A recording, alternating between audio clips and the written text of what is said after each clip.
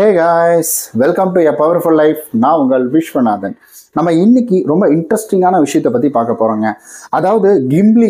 இந்த கிம்ப்ளி அப்படின்னா டக்குன்னு இதை படிக்க உள்ள எனக்கு சிரிப்பு தான் வந்துச்சு. என்னடா அது கிம்ப்ளி அப்படின்ற மாதிரி இருக்கேன்னு சொல்லிட்டு. பட் இப்போ டாப்ல இன்டர்நெட்ல இருக்கிறது எது அப்படின்னு கேட்டிங்கன்னா இதுதான் இருந்துட்டு இருக்குது. என்ன பிரச்சனை? எங்கே பார்த்தாலும் இந்த ChatGPT நிறுத்த சொல்கிறாங்க, இதை தயவு செஞ்சு யூஸ் பண்ணாதீங்கன்னு சொல்கிறாங்க. என்னடா நடந்துட்டு இருக்கு அப்படின்ற ஒரு கேள்வி உங்களுக்குள்ள வரலாங்க. ஸோ அதை பற்றி தான் இன்றைய வீடியோவில் முழுமையாக பார்க்க போகிறோம். அதை யூஸ் பண்ண வேணாம்னு சொல்கிறாங்களே, இதனால் நமக்கு ஏதாவது பிரச்சனை வருமா, நம்மளுடைய டீட்டெயிலை யாராவது எடுத்துருவாங்களா அப்படின்ற பயமும் நமக்குள்ளெல்லாம் இருக்கலாம். அது எல்லாத்தையுமே டக்குன்னு ஒரு முற்றுப்புள்ளி வைக்க தான் இந்த வீடியோவை நான் மேக் பண்ணியிருக்கேன். வீடியோவை ஸ்கிப் பண்ணாமல் பாருங்கள். நீங்கள் நம்ம சேனலுக்கு புதுசாக வந்திருக்கிறீங்க, நம்ம சேனலை சப்ஸ்கிரைப் பண்ணாமல் பார்த்துட்டு இருக்கீங்க அப்படின்னா மறக்காமல் சப்ஸ்கிரைப் பண்ணிக்கோங்க.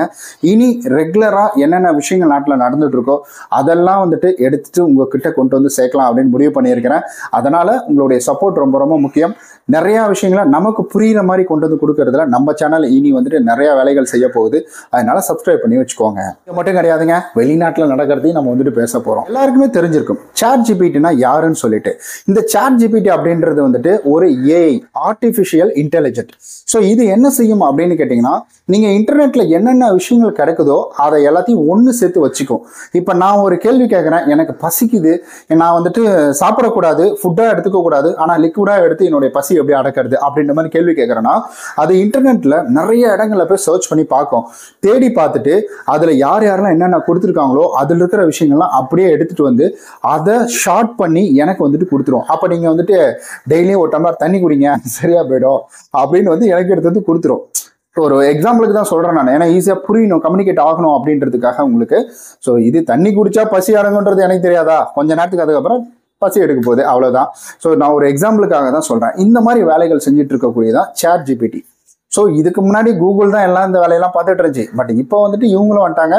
இப்போ கொஞ்ச நாளாக இதை நான் பயன்படுத்திட்டு இருக்கேன். ரொம்ப சூப்பராக இருக்குங்க. இந்த இது வந்ததுக்கு அப்புறமேட்டு அதை யூஸ் பண்ண ஆரம்பித்தேன். ரொம்ப சூப்பராக இருக்குது. சரி, ஓகே.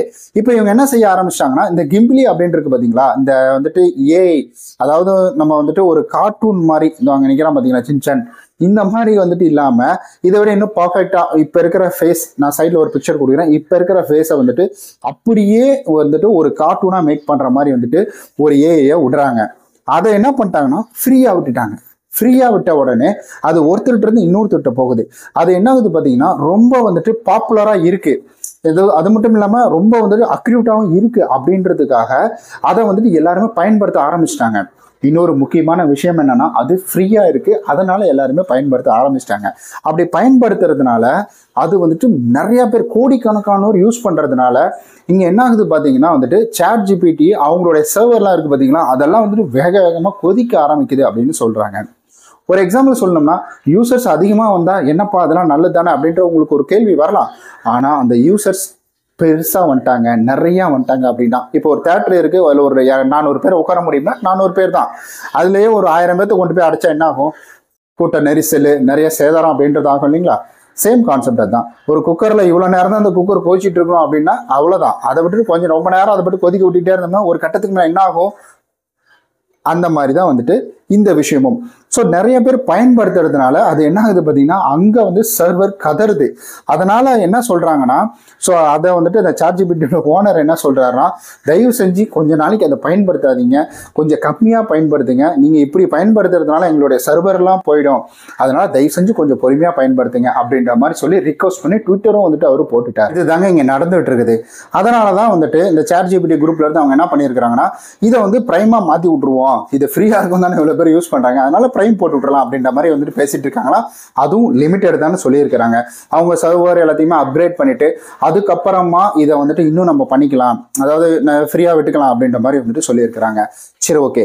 இந்த ஏஐ வந்ததுனால என்ன பாதிப்பு அப்படின்றத கேட்டிங்கன்னா, ஏன்னா இந்த டூலை உருவாக்குனார் பார்த்தீங்களா ஒருத்தர், அதாவது இந்த கார்ட்டூன் மாதிரி உருவாக்கக்கூடிய கிம்ப்ளி அப்படின்ற ஒரு டூலை உருவாக்குனவர் என்ன சொல்றாருன்னா, இதை நீங்கள் இப்படியே பண்ணிட்டு இருந்தீங்கன்னா கண்டிப்பாக இங்கே இருக்கக்கூடிய நிறைய ஆர்டிஸ்ட்களுக்கு ரொம்ப பாதிப்பு அப்படின்றது ஏற்படும்.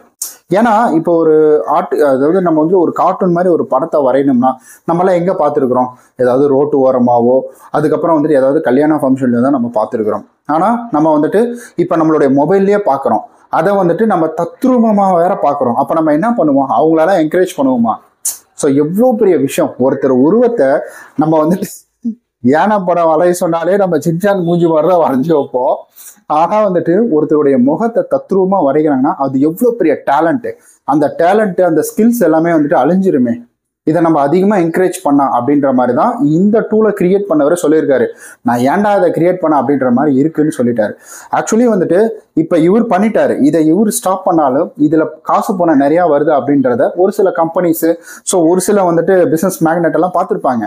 அவங்களுக்கு தேவை பிஸ்னஸ் தான். ஸோ இவர் வந்து மனித நேயத்தோடு யோசிக்கிறாரு. பட் மற்றவங்களும் இதே மாதிரி யோசிப்பாங்களா அப்படின்னு கேட்டிங்கன்னா கிடையாது. அவங்க என்ன செய்வாங்கன்னா இதை வந்துட்டு கம்மியான ரேட்டுக்கு விற்கலாம், இல்லை வந்து கொஞ்ச நாளைக்கு நம்ம ஜியோ மாதிரி ஃப்ரீயாக விட்டுட்டு அதுக்கப்புறம் நீ காசு கொடுத்தாதான்டா உன்னோட சிம்மு வேலை செய்யும் அப்படின்றத சொல்லி கூட வந்துட்டு பண்ணலாம். இந்த மாதிரி நிறைய விஷயங்கள் அப்படின்றது இருக்குதுங்க.